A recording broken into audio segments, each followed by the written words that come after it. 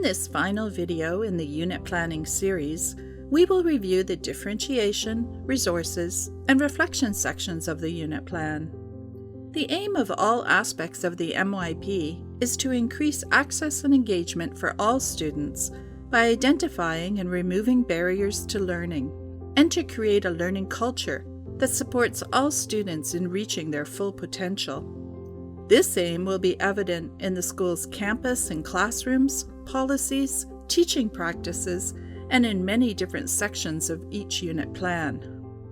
In the differentiation section of the unit plan, it is helpful to identify the specific strategies that are used to help all students succeed, and the strategies targeted towards students in the current class with specific language and learning needs.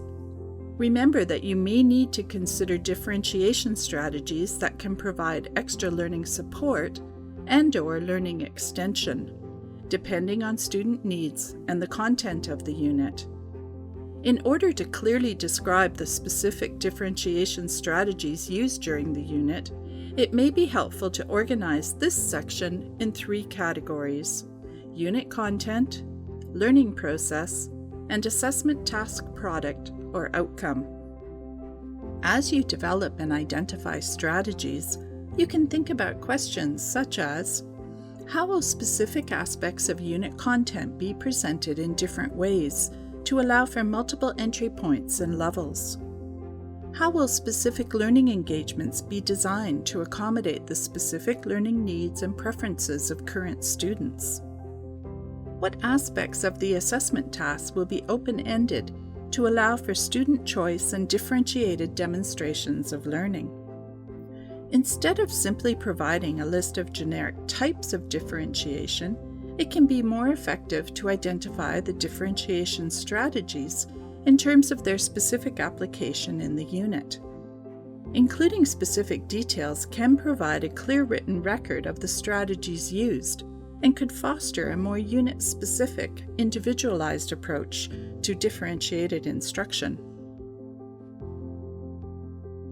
The resources section of the unit plan also benefits from a detailed written record of the variety of resources used in the planning and teaching of a unit of inquiry. In this section of the unit plan, there are 2 categories of resources that can be identified: resources that teachers use during the teaching process, and resources that students can access independently for learning support or extension. Just as in the differentiation section, it is helpful to include specific descriptions and thorough references or links for all resources listed. In addition to print and digital resources, people and places can also be identified. Guest presenters and community environments and facilities can add real-world authenticity and varying perspectives to the learning experience. To finish the series, let's have a look at a critical component of the MYP unit planning process: reflection.